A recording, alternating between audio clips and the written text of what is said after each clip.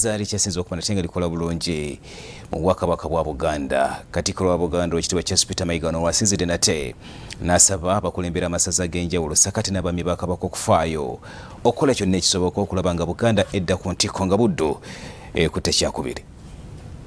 Katikkiro wa Buganda Katikkiro Mayiga akalaatidde abaami b'amasaza n'amagombolola mu Bwakabaka obutassa mukono kubanga bakyalina bingi bye batannaba kutuukiriza.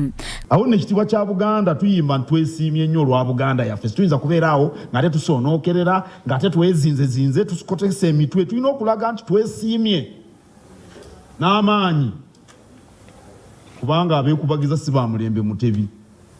Katikkiro Mayiga agamba nti Obwakabaka bwafuna nnyo emiwaatwa mu biseera eby'enjawulo mwe bwataataaganyizibwa wabula nga kati ky'ekiseera kye balina okutereeza buli kimu budde ku ntikko.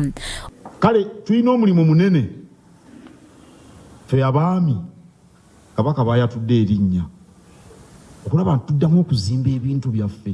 Ekyo kitulina okulekera abaana n'abazzukulu. N'olwekyo obuweereza bwammwe bukulu nnyo ekyenkanidde awo.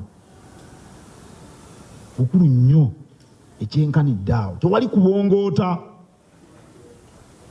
Tewali kubongoota mu mulembe guno omutebi.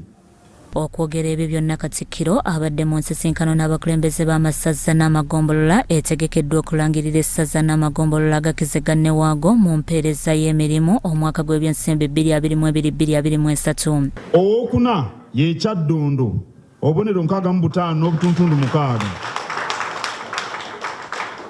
Owokusatu ye Mawokota alina obubonero 67 n'obutundu 3. Owokubiri ye Buddu alina obubonero 71 n'obutuntundu 4.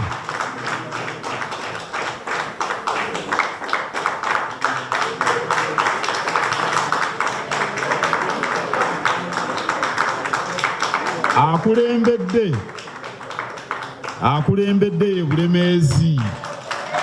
Essaza lya Bulemeezi lye liridde empanga mu balala era ng'omukulembeze waalyo Kangawo Ronald Mulondo ayogedde ensonga ez'enjawulo okubadde okukolera ewamu enkiiko n'endala ezibatuusizza ku kino. Obuwanguzi bwaffe buno buvudde mu kukolera awamu ebintu eby'enjawulo. Tukoledde wamu ng'abaami, tukoledde wamu ng'abakulembeze, tugasse ebibiina bingi bitutuusiza ku buwanguzi.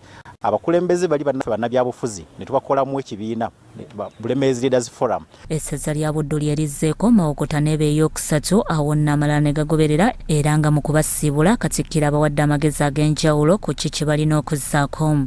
Bikusakiddwa Kayanja Emon Crossall TV Omunnyo.